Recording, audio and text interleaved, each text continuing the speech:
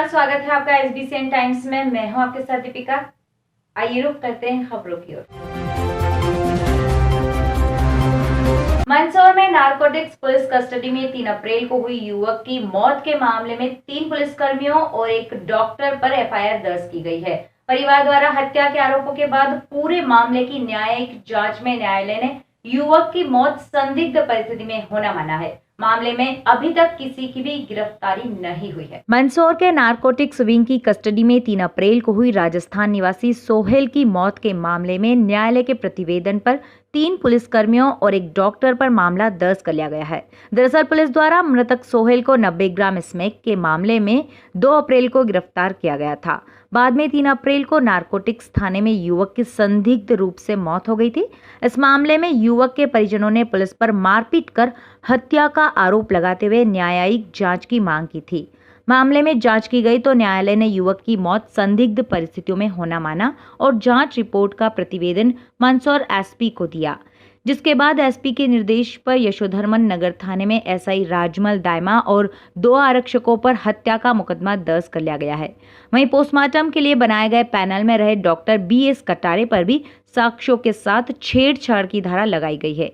मामले में अभी किसी की गिरफ्तारी नहीं हुई है। और 2-3 अप्रैल की रात जो है एक सोहेल नामक युवक को 90 ग्राम स्मैक में नारकोटिक्स प्रकोष्ठ मंदसौर द्वारा गिरफ्तार किया गया था। 3 तारीख की सुबह इसकी मृत्यु अस्पताल में हुई थी, जिसकी न्यायिक जांच रिपोर्ट कल पुलिस को प्राप्त हुई है। न्यायिक जांच की रिपोर्ट के आधार पर 3 पुलिसकर्मी और एक पीएम करने वाले डॉक्टर के खिलाफ 302/218 आईपीसी के अंतर्गत अपराध पंजीबद्ध किया गया और वादी नगर थाने द्वारा इसकी व्यवस्था की जा रही है। तो इसमें जो मेडिकल जांच हुई उसमें क्या तथ्य सामने आया? न्यायिक जांच के आधार पर मृत्यु जो है संदिग्ध परिस्थितियों में होना बताया गया है और पीएम रिपोर्ट जो तैयार किया गया उसमें कुछ लोप का उन्होंने बताया है। इस आधार पर उन धाराओं के अंदर अपराध पंजीबद्ध किया गया। अभी पुलिस ने रात में अपराध पंजीबद्ध किया है, इसमें अग्रिम विवेचना कर हम अग्रिम बयान डोडाचूड़ा के मामले में पुलिस ने मनीष तिवारी के स्कीम नंबर 36B स्थित मकान पर दबिश दी और पिकअप वाहन चालक को हिरासत में लिया। मुखबिर की सूचना पर मनासा थाना प्रभारी KL डांगी ने अपनी टीम के साथ बीते दिनों नीमच में ग्वालटोली के समीप जय जिनेन्द्र रिसोर्ट के पीछे साईनाथ नगर क्षेत्र में एक डोडाचूड़ा गोदाम पर दबिश दी थी। इस दबिश के दौरान पुलिस टीम ने गोदाम में काले कट्टों में व खुले में डोडाचूड़ा मिला था। वहीं गोदाम के बाहर 3 पिकअप वाहन भी खड़े मिले थे, जिनमें से एक पिकअप में डोडाचूड़ा भरा जा रहा था, जिसे पुलिस ने जब्त कर लिया था और गोदाम में एक पिकअप वाहन का ड्राइवर गोपाल रेवारी निवासी रामपुरा दिखाई दिया, जिसे पुलिस ने गिरफ्तार कर हिरासत में लिया था। गोपाल से डोडाचूड़ा के संबंध में पूछताछ की गई तो कई राज उगल दिए। पूछताछ में बताया गया कि स्कीम नंबर 36B स्थित एक मकान में पैसों का लेन देन किया जाता था। सिटी मनासा और जीरन पुलिस द्वारा संयुक्त रूप से स्कीम नंबर 36B पहुंचकर मकान में जांच की गई है। जांच के दौरान मकान में कुछ डायरिया भी मिली है, जिसमें संभवतः लेन देन के बारे में लिखा गया है।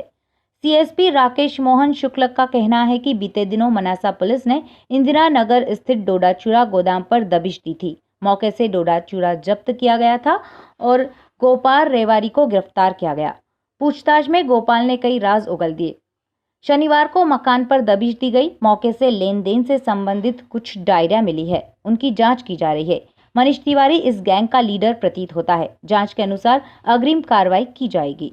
ये देखिए, जो एनडीपीएस में अभी 35 कुंटल से भी ज़्यादा जो डोडाचूड़ा पकड़ा गया था, उसमें जो गिरफ्तार आरोपी था उससे आज पूछताछ की गई तो उसने पूछताछ में बताया कि इस मकान में मनीष तिवारी रहता था और जितना भी पैसे का ट्रांजैक्शन है वो यहाँ पर होता था। तो आज उसको लेके इस मकान को हमने खोला है और साथ में KL डांगी, करणी सिंह सक्तावत और जीरन टीआई योगेंद्र सिसोदिया के साथ हमने इस जगह का सर्च किया है। तो हमको काफ़ी सारी डायरियाँ और बहुत सारी इन्फॉर्मेशन इस रैकेट के बारे में मिली है, जिनका अब विश्लेषण किया जाएगा। पुलिस अधीक्षक महोदय ने इसकी एक इन्वेस्टिगेशन मनासा टीआई को दिया है, जिसके साथ ये सब लोग मिलके इसमें ये कार्य कर रहे हैं। सर, क्या कितने आरोपी हो सकते हैं इसमें अभी? नहीं, अभी तो ये इन्वेस्टिगेशन चल रहा है। अभी वर्तमान में मनीष तिवारी इस गैंग का लीडर प्रतीत होता है और जिस हिसाब से इसके पास यहाँ पे कागजात वगैरह मिले हैं, उनकी अभी समीक्षा करेंगे और उसके बाद इसमें अग्रिम अनुसंधान करेंगे। सर, जो जिस गोदाम पर डोडा चूरा पकड़ा गया वो मनीष तिवारी का ही है? हाँ, वो मनीष तिवारी का ही है। नगरपालिका सीएमओ ने बताया कि जैसे ही राजस्थान की बॉर्डर समाप्त कर मध्य प्रदेश की सीमा में राहगीर प्रवेश करेंगे, उनको नीमच शहर का नजारा कुछ अलग ही दिखेगा। इसके लिए पौधे लगाए जाएंगे। इसके लिए सीमांकन भी किया गया है। बताया जा रहा है कि राजस्थान की सीमा खत्म होते ही नया गांव से लेकर नीमच शहर तक सड़क के दोनों किनारे पर प्लांटेशन किया जाएगा, जिससे शहर सुंदर दिखे और सड़क के दोनों तरफ प्लांटेशन होने से हरा भरा दिखे। नगरपालिका सीएमओ द्वारा ये भी बताया गया है कि मुख्य सड़क के आसपास जमीन पर नगरपालिका एवं पंचायतों के माध्यम से 5000 पौधे रोपित कर ग्रीन बेल्ट डेवलप किया जाने का लक्ष्य रखा गया है, जिसमें नगरीय सीमा में सीएमओ नगरपालिका द्वारा 600 पौधे एवं शेष डुंगलावदा व कनावटी पंचायतों द्वारा पौधे लगाए जाने हेतु लक्ष्य निर्धारित किया गया है। ये हम लोग का जो 3634 का ग्रीन बेल्ट का हिस्सा छूटा हुआ था, 13 तारीख को यहाँ पे वृक्षारोपण शुरू होना है और बृहद तौर पे ये चालू होगा। नगरीय क्षेत्र का जो हमारा हिस्सा है इसकी हम लोग तैयारी कर रहे हैं। सर, प्रशासन और नगरपालिका के सहयोग से नया गांव तक रोड पे पौधे लगाने का जी वही काम है। किस तरह से अपन इसकी तैयारी करेंगे? नगरीय क्षेत्र का जिम्मा नगरपालिका के पास है, इसके आगे का MPRDC के पास है और कुछ जनपद का हिस्सा है। अपने नगरपालिका में कितने पौधे? हम लोग 500 पौधे लगाने का है लक्ष्य। विश्व हिंदू परिषद बजरंग दल द्वारा रविवार को पर्यावरण बचाव के लिए जागरूकता रैली और पौधारोपण कार्यक्रम का आयोजन किया गया। कार्यकर्ता शहर के 40 चौराहे पर एकत्रित हुए और शहर के प्रमुख मार्गों से जागरूकता वाहन रैली निकाली। रैली 40 चौराहे से प्रारंभ हुई, जो टैगोर मार्ग, फंवारा चौक, कमल चौक, बारादरी, घंटाघर, जाजू बिल्डिंग, दशहरा मैदान, कारगिल चौराहा होते हुए गौ सेवा केंद्र पहुंची, जहां समीपी कार्यकर्ताओं ने विभिन्न प्रकार के फल और फूलदार पौधों का रोपण किया। इस जागरूकता रैली में कार्यकर्ता वाहनों पर सवार होकर हाथों में पर्यावरण बचाव से संबंधित स्लोगन लिखी तख्तियां जैसे चलो करें हम वृक्षारोपण, पर्यावरण का हो संरक्षण, मत फैलाओ अब प्रदूषण, पर्यावरण का करो संरक्षण जैसे स्लोगन लिखी तख्तियां थामे हुए शहर के प्रमुख मार्गों से होकर गुजरे और आम जन को पर्यावरण के प्रति जागरूकता का संदेश दिया। विहिप के जिला सह मंत्री अपूपाल सिंह झाला ने कहा कि पर्यावरण जागरूकता के लिए आज शहर के प्रमुख मार्गों से वाहन रैली निकाली गई और आम जन को स्लोगन लिखी तख्तियों के माध्यम से पर्यावरण के प्रति जागरूक किया गया। रैली के समापन पर विभिन्न प्रकार के पौधों का रोपण भी किया गया। विश्व हिंदू परिषद बजरंग दल ने अपनी योजनाओं में वृक्षारोपण को शामिल किया है। पर्यावरण की सुरक्षा को लेकर पर्यावरण जागरूकता रैली आज जिले भर के दायित्वान और नगर के सारे दायित्वान कार्यकर्ता कोरोना काल को ध्यान में रखते हुए, कोविड का पालन करते हुए सामान्य वाहन रैली से जन जागरण जैसा एक वातावरण बनाया है और यह कार्यक्रम जिले भर के अन्य अन्य स्थानों पे, बड़े नगरों पर, वहाँ पर भी संपन्न हो रहा है और उसी के साथ वृक्षारोपण का कार्यक्रम समाज को एक संदेश देने के लिए विश्व हिंदू परिषद ने मिलकर किया है। नगर समस्या एवं सुझाव समिति के द्वारा नीमच के ग्रीन बेल्ट में किया गया हवन और वृक्षारोपण का आयोजन। रविवार को नीमच नगर समस्या एवं सुझाव ग्रुप के द्वारा शहर के ग्रीन बेल्ट इलाके में पर्यावरण सुरक्षा और स्वच्छता के लिए हवन का आयोजन किया गया। साथ ही ग्रुप के सदस्यों के द्वारा ग्रीन बेल्ट में रिक्त पड़ी भूमि पर वृक्षारोपण भी किया गया। कार्यक्रम के दौरान वरिष्ठ भाजपा नेता संतोष चोपड़ा, विवेक खंडेलवाल, आशा सांभर, हेमलता धाकर, रितु नागदा आदि मौजूद रहे। नकली बायोडीजल बनाने वाली फैक्ट्री हुई सील। जिला नागरिक आपूर्ति अधिकारी नीमच द्वारा ये जानकारी दी गई। रविवार सुबह नीमच जिला नागरिक आपूर्ति अधिकारी राजीव वर्मा ने जानकारी देते हुए बताया कि शहर के हाईवे पर स्थित नाकोड़ा बायोडीजल बनाने वाली फैक्ट्री पर छापामार कार्रवाई की गई थी, जिसमें एक सैंपल लिया गया। फिलहाल फैक्ट्री को सील कर दिया गया है। ये कार्रवाई नीमच जिला कलेक्टर के निर्देश पर की गई है। पूर्व में भी इस फैक्ट्री के सैंपल लिए थे जो जांच में फेल हुए। अब इन नमूनों को भी जांच के लिए भेजा जा रहा है। जांच के बाद आगे और कार्रवाई की जाएगी। कार्रवाई के दौरान नीमच SDM SS शाक्य व अन्य अधिकारी कर्मचारी भी मौजूद रहे। देखिए, इसके पूर्व इसकी जांच हुई थी और इनके जो प्रोडक्ट है उसका सैंपल लिया गया था कि उसकी जांच करवाई थी कि ये डीजल है कि नहीं। तो जो रिपोर्ट आई थी उसमें ये आया था कि डीजल नहीं है।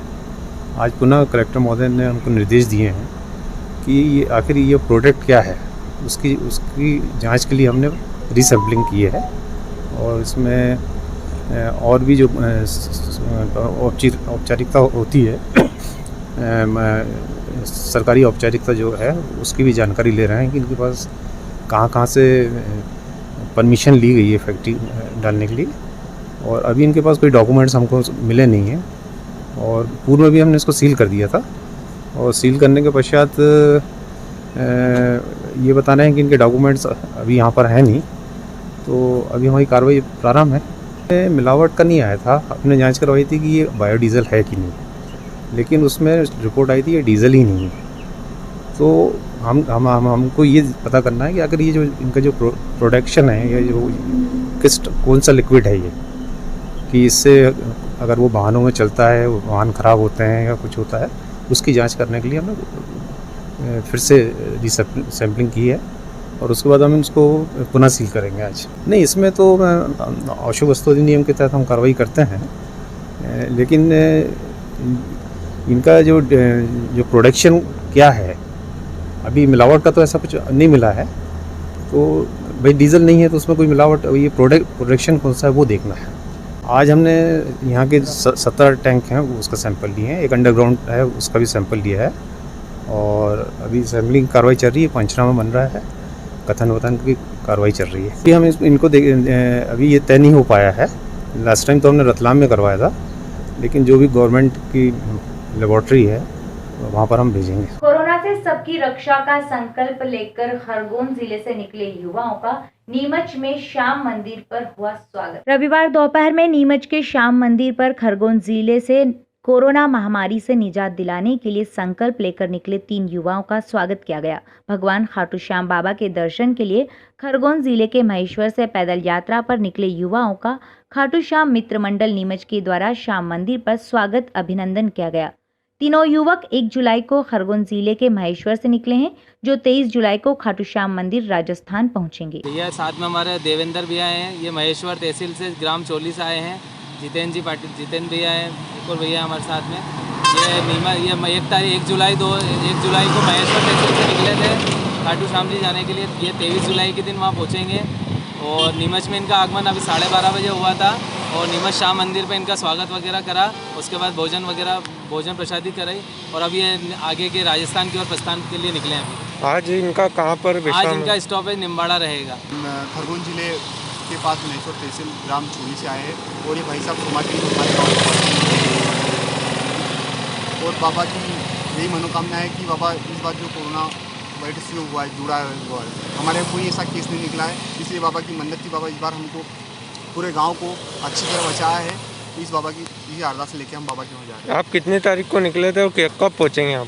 हम 1 जुलाई को निकले हैं और 23 जुलाई तक पहुँच जाएंगे बाबा के। आज आप नीमच आगमन हुआ था आपका, आज नीमच कितने बजे आ गए थे आप नीमच? यहाँ पे आ गए थे 12:30 के समथिंग आ गए थे, 12 बजे। वो गाना तो आपने सुना ही होगा, सखी सैया तो खूब कमाथे, महंगाई डायन खायत जाते।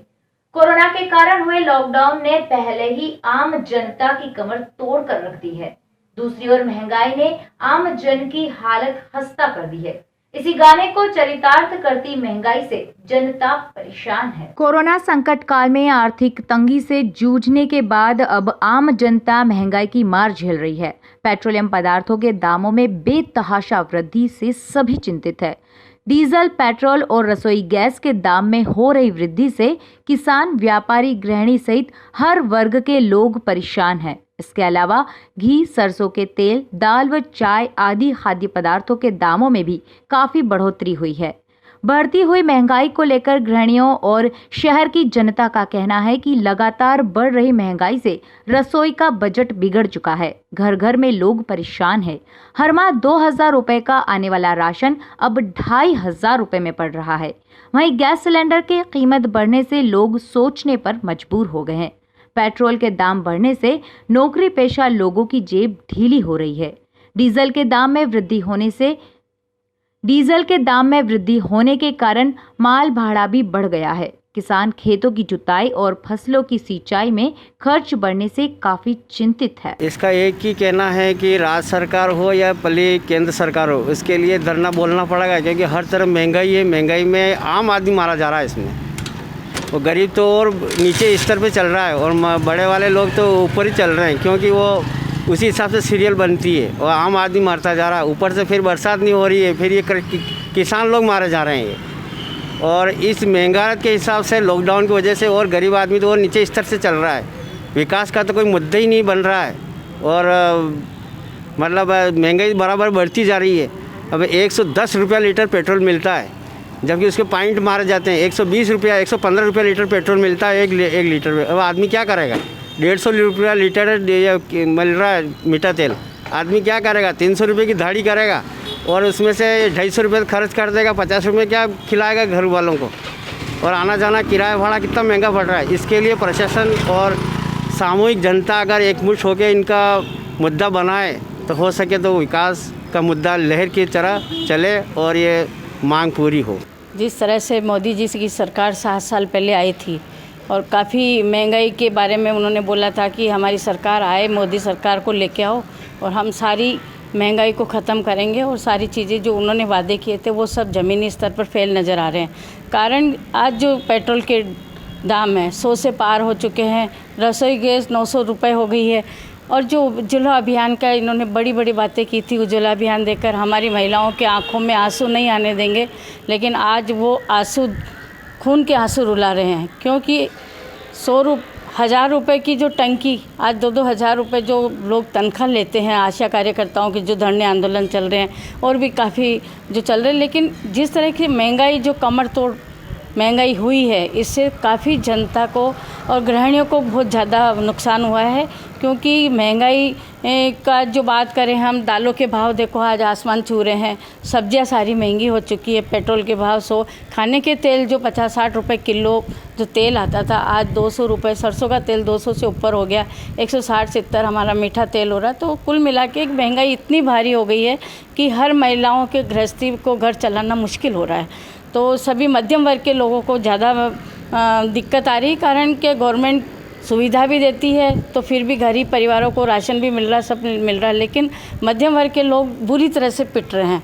और गैस और पेट्रोल के भाव बढ़ने से सारी अर्थव्यवस्था भी सभी की डगमगाई, क्योंकि ट्रांसपोर्टेशन और कृषि के अंदर भी सारा पेट्रोल डीजल ही ज़्यादा भाव जो काम आता है। तो आज किसान का भी महंगा हो रहा है, हर चीज़ किसानी करने में भी महंगी हो रही है। पेट्रोल में ट्रांसपोर्टेशन जो है वो भी महंगा हो गया, तो उससे में सारी चीज़ें भी महंगी हो गई, क्योंकि हर चीज़ महंगी हो रही है तो हर चीज़ पे फ़र्क पड़ेगा। तो ये सारी चीज़ें जो महंगाई आज इतनी बढ़ी है, तो हमारी तरफ से भी हम 15 तारीख को देशव्यापी मतलब मध्य प्रदेश व्यापी हमारा महंगाई को लेकर आंदोलन है और विरोध प्रदर्शन है, और 15 तारीख को हम पूरी तरह से केंद्र की सरकार और मध्य प्रदेश की सरकार को जगाएंगे और थाली बजाकर और कंडे थेप कर चूल्हे पर रोटी बनाकर उनको बताएंगे कि महंगाई किस तरह से बढ़ाई है आपने और इस महंगाई पर किस तरह से लगाम लगाना है आपको, क्योंकि महंगाई इतनी बढ़ गई है कि बहुत मुश्किल हो रही है सभी का घर परिवार चलाना। फिलहाल खबरों में इतना ही। नमस्कार।